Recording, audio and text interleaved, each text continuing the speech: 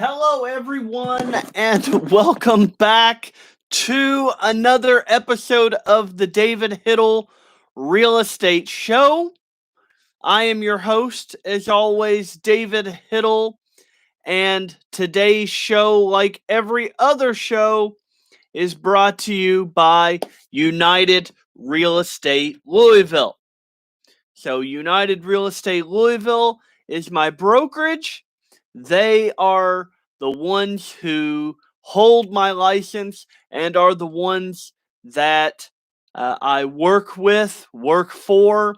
And because I do, I get to call myself a real estate agent and a realtor. Today, we're going to talk about what you can do today or right now to prepare for home ownership. But before I get started, again, my name is David Hittle. I am a realtor here in Louisville, Kentucky, and the surrounding area. If you or someone you know is looking to buy or sell a home, I would be more than happy, more than thrilled, more than honored to help them with that process and through that process. You can get a hold of me by visiting my website, which is Shopkentuckyhomes, all one word.com. You can email me as well at shopkentuckyhomes@yahoo.com. And you can get a hold of me here either on Facebook or if you're here on YouTube, my information is in the description of every video that I do. So let's get started. So what can you do right now? What can you do today to prepare for home ownership? Well, if you've been listening to me or just reading things that I post on Facebook or the videos that I do here on YouTube as well, you will know that this is an abnormal housing market. It is a different sort of market than we have seen for a while. We have been in this sort of market with its highs and lows for about 3 to 5 years, but the market keeps getting more and more, I guess, flustered, you could say. You could say flustered. And what do I mean by that? Well, about 5 years ago, we were in a seller's market. Seller's market just like we are today. However, 5 years ago, the mortgage interest rates were nowhere near as good as they are today. For sellers, of course, 5 years ago, home prices were not anywhere like they are today. So we come 5 years later to today, and last year into today, we have amazing mortgage interest rates. They are so low, so low. I think about what my financial guru is what I call him, Dave Ramsey, said. He started selling real estate. He became a realtor when he was 18 years old, back in the 70s and 80s. Back then, he was selling homes when interest rates were at 17%. 17% is about 15 percentage points higher than they are today. So just think about that phenomenon. Just that phenomenon in and of itself is amazing. But home prices have been going up as well. So, getting back to the question here. Thank you, Don. Thank you, Tevin, for waving at me and watching my show today. I've never announced anybody out like that, so y'all are special. What can you do right now to prepare for home ownership? Rental prices continue to soar.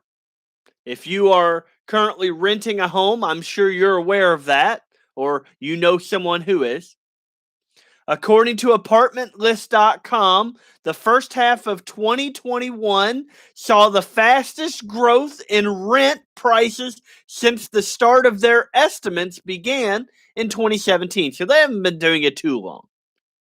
Their national rent index has increased 11.4% since January. That's crazy. So just since January, the start of this year, their rent index has increased 11.4%. That means rental prices are going up. This is at the same time that we were dealing with a pandemic. At the same time, we were dealing with a lot of unemployment, high unemployment due to the shutdown, due to the pandemic, due to lockdowns. Rental prices are still going up. Those rising rental costs may make it seem impossible. Hey, Chelsea, thank you for watching. I appreciate it. Those rental prices or those rising rental costs may make it seem impossible to prepare for home ownership. Oh my goodness. Chelsea says she just bought her home at 2.79%.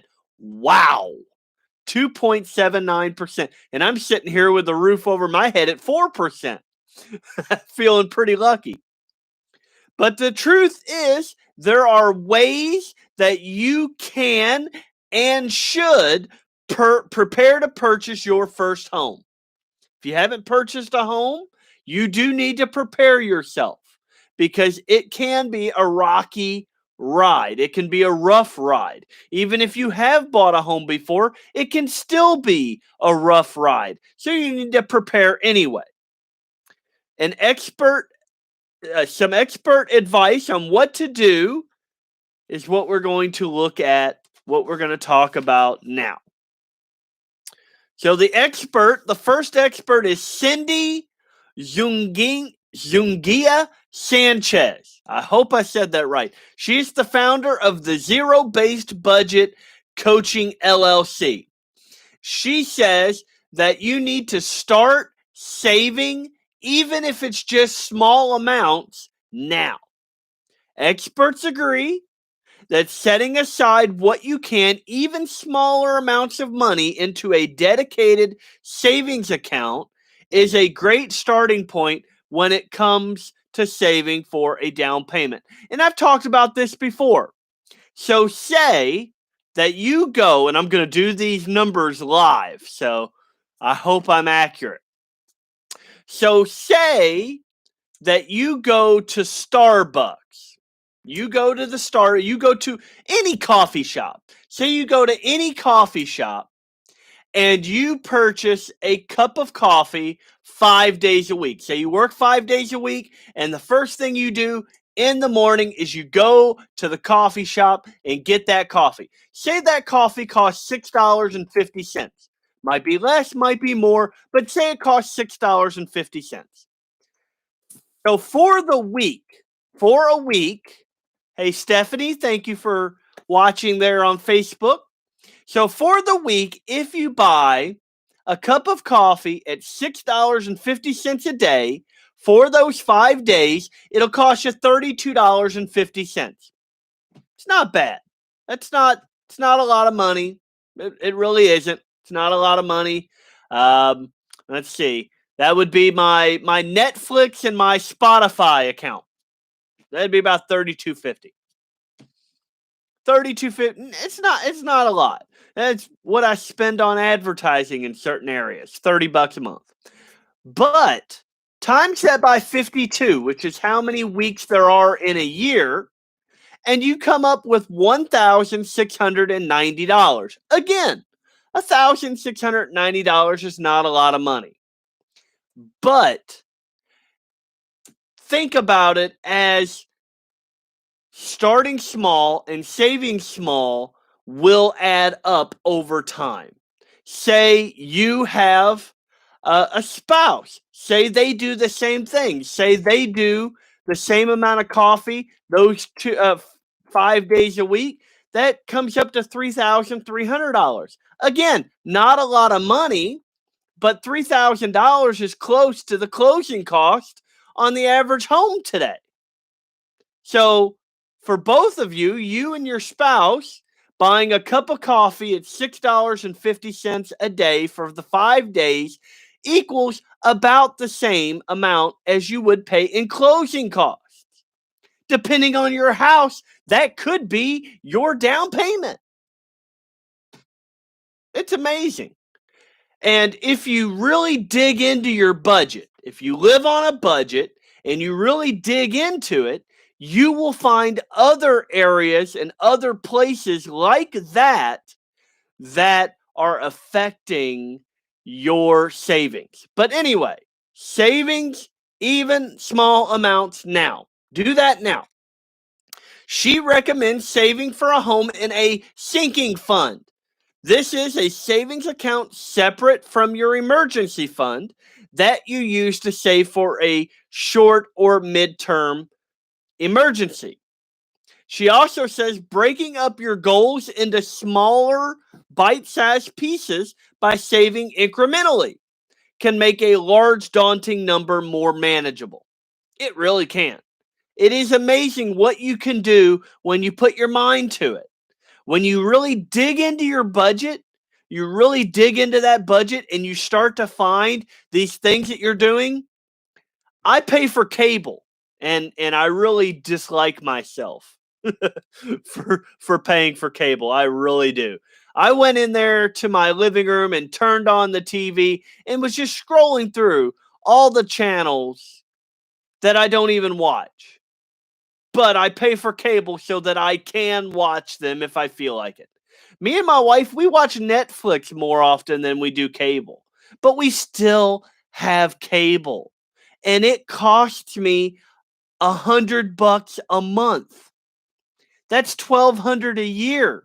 It's $1,200 a year. That's $6,000 every 5 years for cable that I barely watch. Are we getting rid of our cable this year? We probably are. We need internet, but we don't need the cable.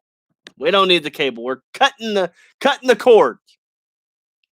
But digging into your budget, you will find those little things that you don't do, that you don't watch. Maybe you have the movie channels. They cost like $10 a month, $120 a year. You could send that somewhere. You could make some money that way, saving incrementally. Assess your finances and work on your credit. So you do not have to have credit necessarily to buy a home. You can have a 0 credit score and purchase a home. There are ways to do that. However, if you do have credit, like a majority of Americans do, you need to have the best credit you can get. Now, most lenders, hey Jake, thanks for watching. I hope you stick around and listen here. Most lenders, or at least the ones I work with, will allow you to purchase a home if you have a 580 credit score. But those with a 580 credit score are going to suffer in the interest rate arena and are going to suffer in the fee arena because a lower credit score normally indicates that you are a worse risk. You're not as good of risk as someone who has an 800 credit score.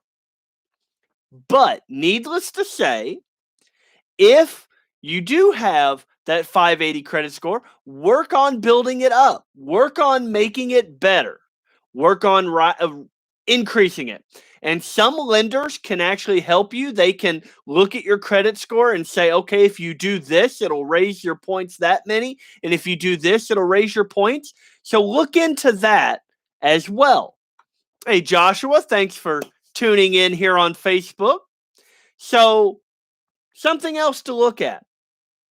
The average credit score for a first-time home buyer, according to the Housing and Urban Development, is a 716. So you don't have to have a 716. You can have a 580. but a 716 is going to make you look better to the people that are giving you money. They are the ones lending you money so that you can purchase your home. So having that number, 580 or above, will allow you to purchase a home. Remember, though, 716 is the average. That means that there are some first-time home buyers above that and some below that. So if you are below that, but you're above that 580, say you're in like the 620, 630 range, you're in good shape. You're fine. Don't ding it. Don't go out and buy a brand new car when you're about to go purchase a home. Don't go out and buy a whole bunch of furniture for this new home that you haven't purchased yet. Wait until you've gotten into the home before you go make big purchases like that. But improving your credit score will help you in this process. But you should know your credit score and you should know your finances and you should be on a budget. The Housing and Urban Development also says something that I think is very important. HUD recommends reducing your debt as much as you can. Eliminate your debt. You don't realize how hurtful debt is until you really sit down and do your numbers and do your budget and realize how much of a stranglehold debt is on you. If you sit down and just look at the amount of money that you are sending out to people you don't even know, whether it's on credit cards, whether it's on loans, whether it's on equity lines, eliminate your debt. I have eliminated my credit cards. Thank you. I have eliminated my credit cards. It is such a feeling of relief off your shoulders not owing people money, especially those you don't even know. I don't know who the CEO of Discover Card is. I don't know who they are. I don't know who the CEO of Visa is. Why am I giving them money? Why am I borrowing money from them and then paying a high interest rate? Hey, Danny, thanks for watching the show. I appreciate you watching and saying hi. So, eliminate your debt, as much debt as you can. Right now, I'm on the student loan. I'm killing the student loan. I want it gone. I want it eliminated. And every time I throw a chunk of money at it, I feel more and more relief. And I don't even owe on my student loan right now. They're all in pause. They're all on stoppage. But paying it off will be the biggest relief ever, because there's one thing that everyone should know about student loans, and you know this if you have one. She don't go away. Sally Mae doesn't go away. You can't bankrupt her. You can't evict her. She's there to stay until you either pay it off or the alternative happens to you. And we don't want that. Just eliminate her. Pay her off. Get her out of there. Get her out of there. Start a conversation with your financial advisor today. And now I'm going to do like a promo here. If you are in need of a financial advisor, go to daveramsey.com and find one of his financial advisors. I use one of his insurance people. It's great. I think he's my guru. So I go to him for all things finance. Hey, Jonathan, thanks for tuning in today. So talk to a financial advisor. If you don't have a financial advisor, then you can go to that website, daveramsey.com, and find you one. It'd be good just to know what you're doing, how your money's going. But you should be on a budget. Live on a budget. So bottom line here is, if you are planning to be a homeowner one day, The best thing you can do is to start preparing now. Even if you don't think you'll purchase for a few years, connect with me today so that we can discuss the process and set you up on the process for your journey to home ownership.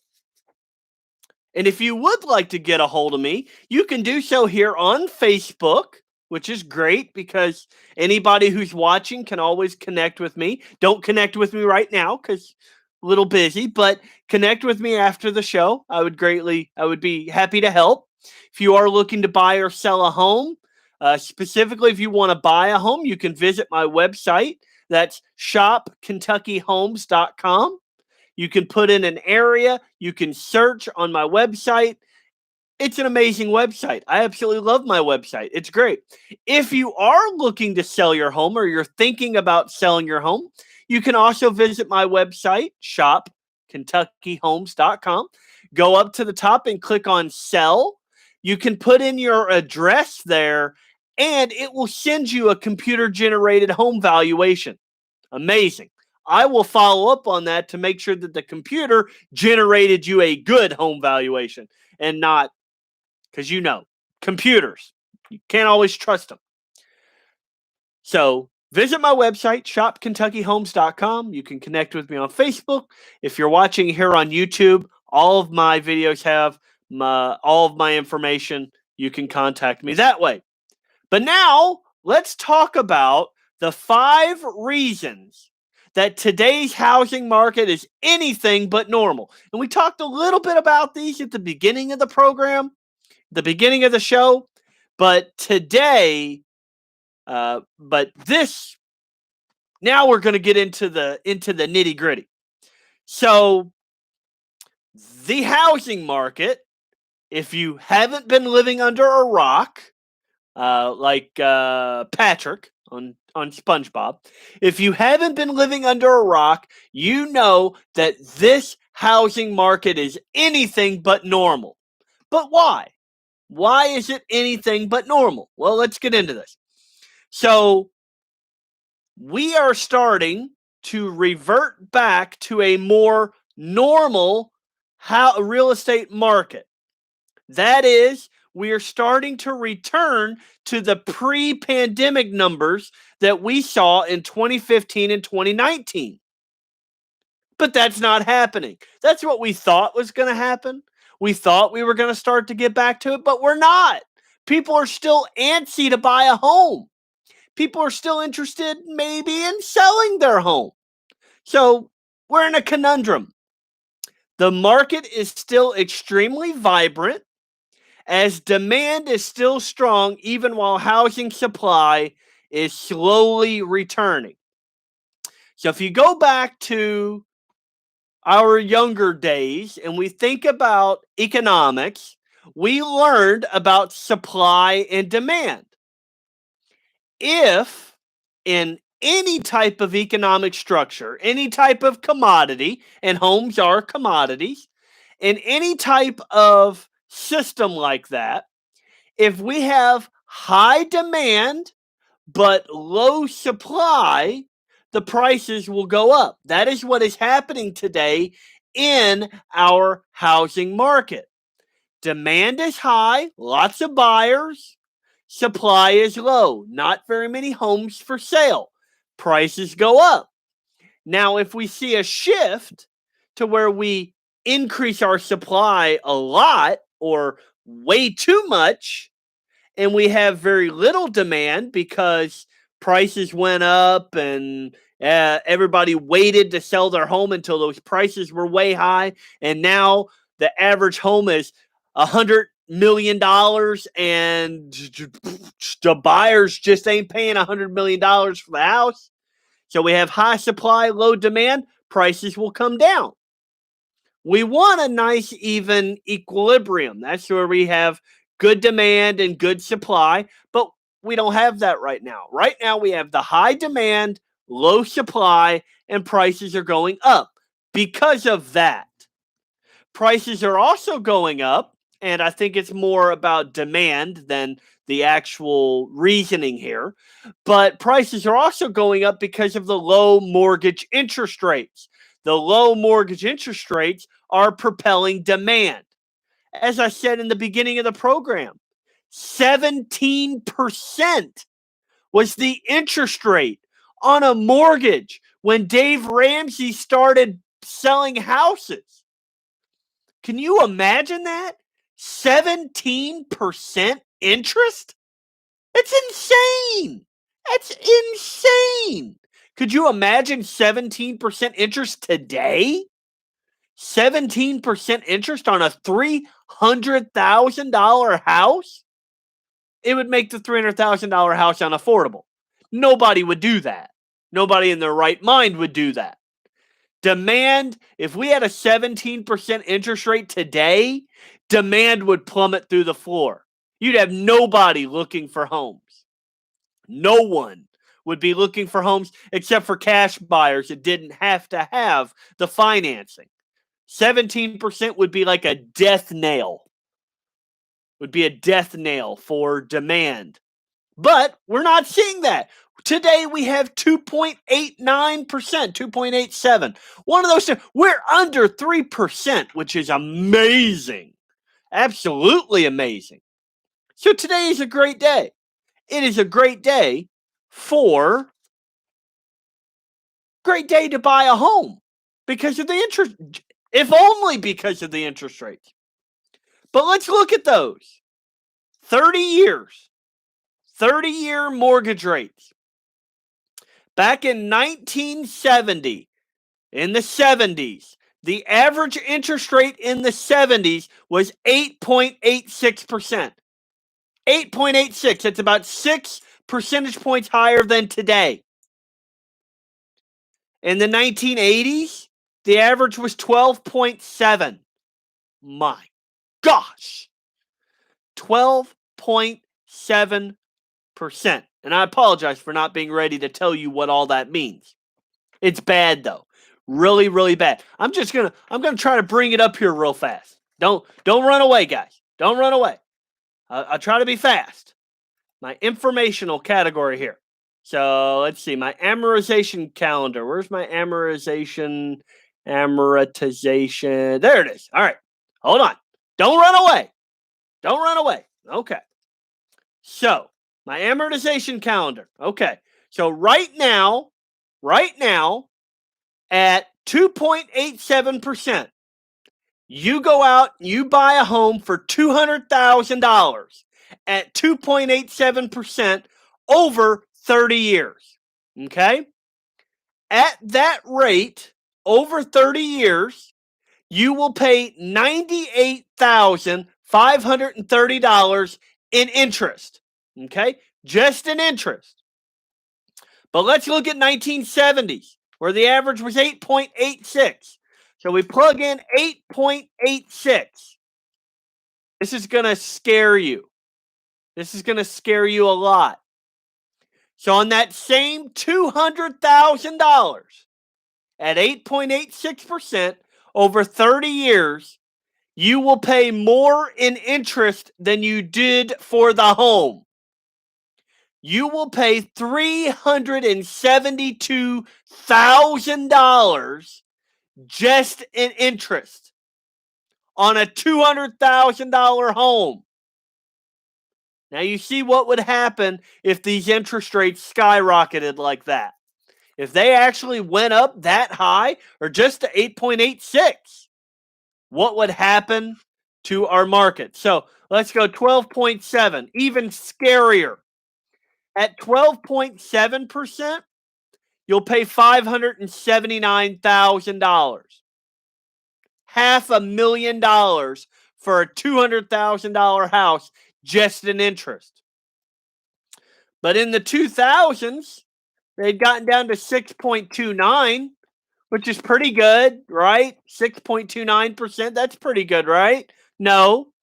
On a $200,000 home at 6.29% over 30 years, you will pay $245,000 in interest. Then in the 2010s, we got down to 4.09%. That's better than 12.7.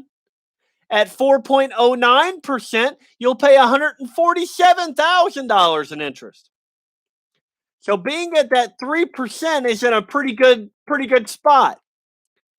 At 3% on a $200,000 loan over 30 years, you'll only pay $103,554 in interest.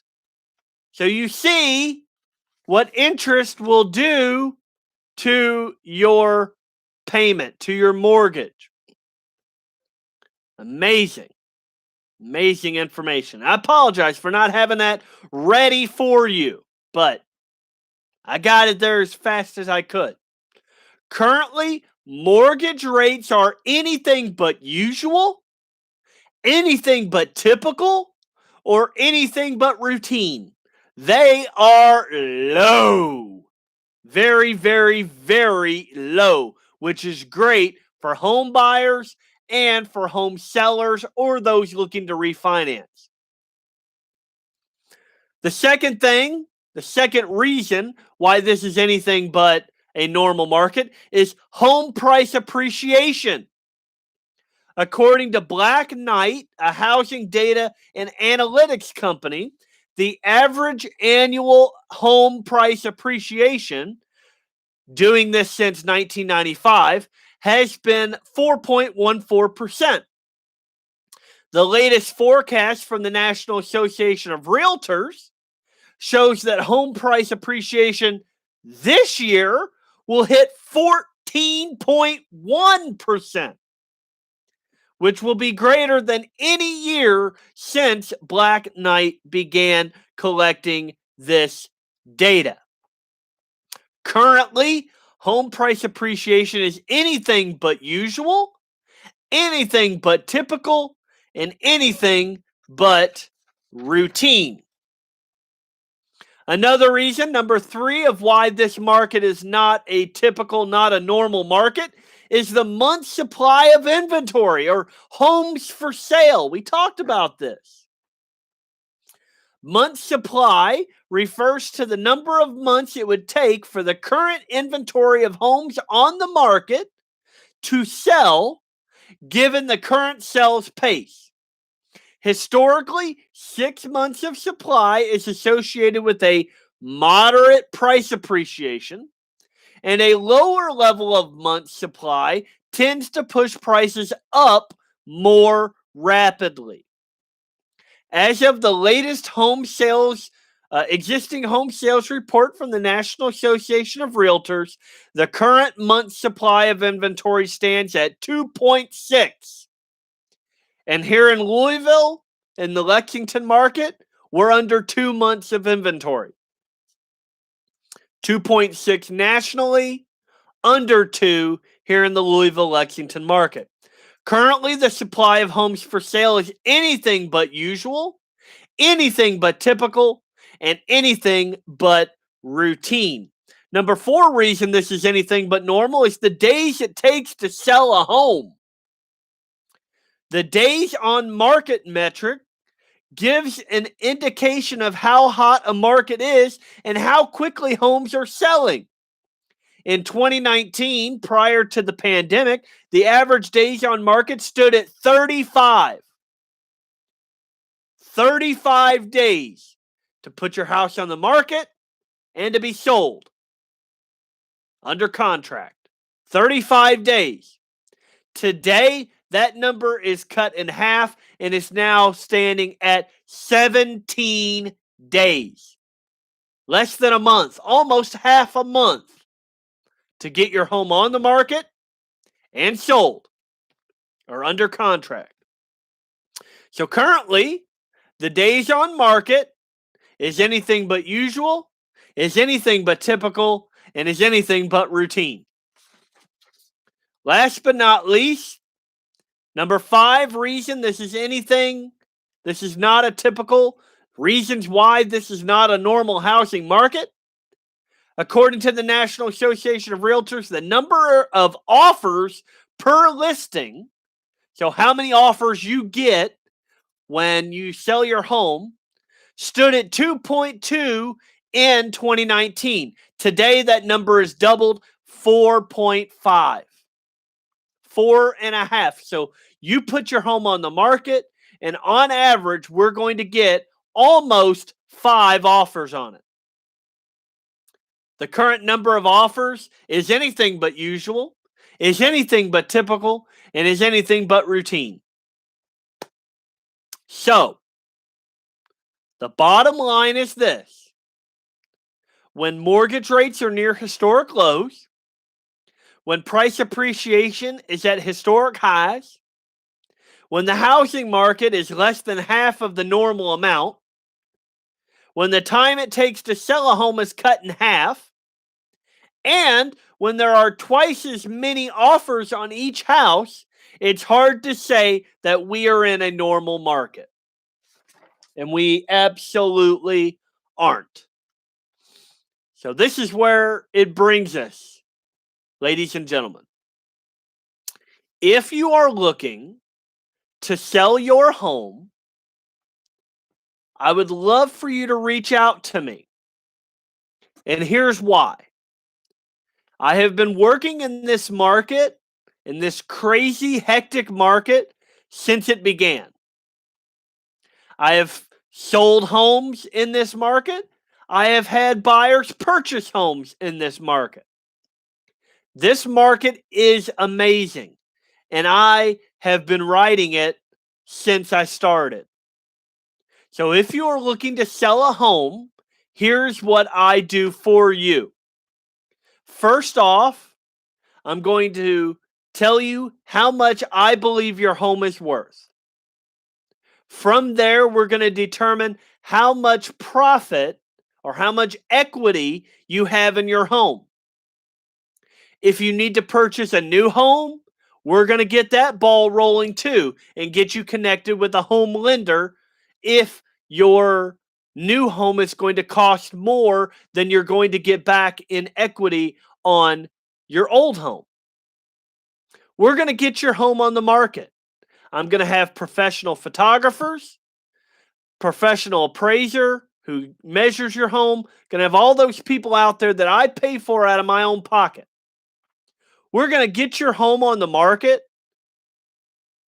and if all goes well and it is priced right and it's marketed right and it's advertised right and I promote it like I'm going to promote it, your home will sell, and it's going to sell for top dollar, and that's what you need when you're selling your home. If you're looking to purchase a home, I want you to contact me as well. Here's why. Here's what I do for you. So in a typical transaction, your agent, the buyer's agent, gets paid by the seller. So in a typical case, you don't pay me. I'm paid by the seller at closing.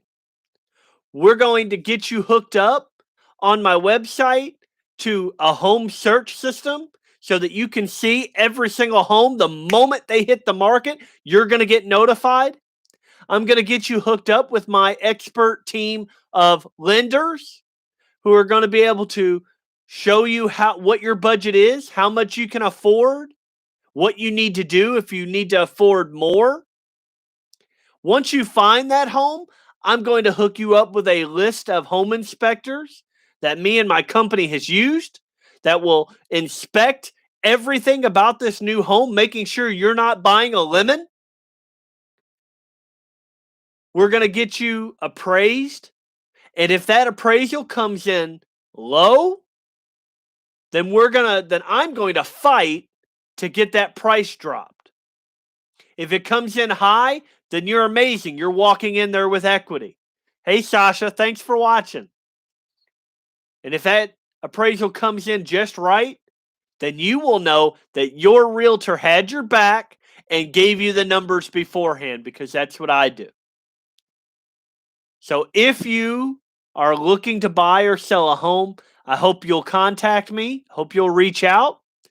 Anywhere in the world, whether it's here in Kentucky or anywhere in the world, I have a network of realtors that I work with that will be able to help you just like I would be able to help you if it's outside the state. So everyone, I hope this I hope this live was good, bloopers and all. And I apologize for going a little long on this one, but I'm making up for last week. So until next Sunday, I hope to see you there. We're in September already. If you would need to reach out to me, shopkentuckyhomes.com. Visit the website. You can give me a call, hit me up here on Facebook or here on YouTube. Until next week, I thank you all for watching. I hope it was educational. And if you need a realtor, choose one with the heart of a teacher. This is David Hittle with United Real Estate Louisville. I hope you have an amazing day.